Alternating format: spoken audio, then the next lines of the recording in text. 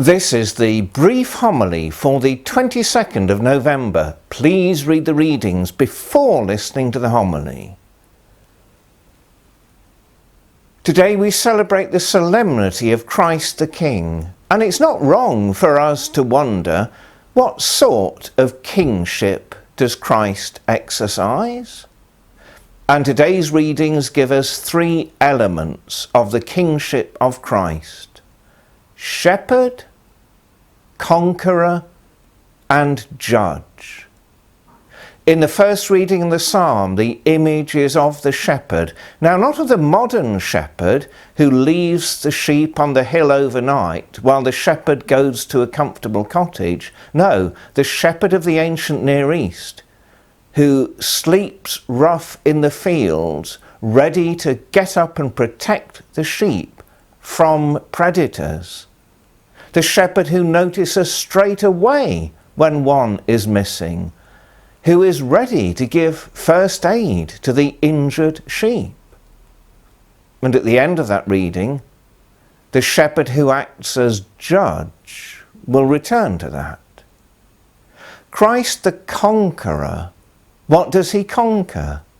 Anything that would obstruct the will of God for those whom God made in God's image to enjoy eternal happiness. Conqueror of sin, conqueror of the ultimate enemy, death. In his resurrection, Christ has defeated death. And judge, what sort of judge? Well, the judgment that Gospel tells us depends on the way the individual has judged their own actions, has decided what to do when given an opportunity to help someone in need. The person who has responded with generosity can expect a generous and merciful judgment. But the person who has hardened their heart against the needs of others, what a terrible fate awaits that person. Christ, shepherd, conqueror, and judge. Why do we also keep today as Youth Sunday? Well, because for the time being, Christ doesn't impose his sovereignty on us. It's a sovereignty we choose to accept or not. And young people who are making the foundational decisions of their life, who are forming the attitudes that will guide them throughout their lives, have to choose. There are many competing kings. Will they surrender themselves to the rule of one brand or another? Will they submit to a craving for popularity or wealth or power?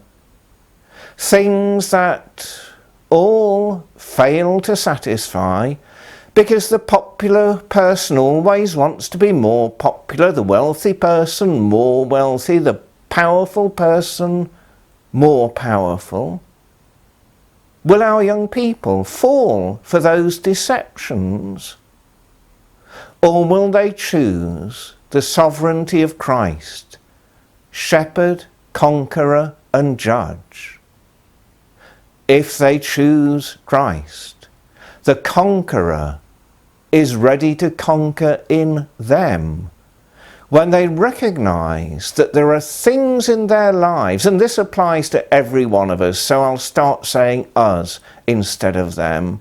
When we recognize there are things we need to change, habits we need to break, attitudes we need to improve, Christ, who is the conqueror, is ready to conquer what threatens us.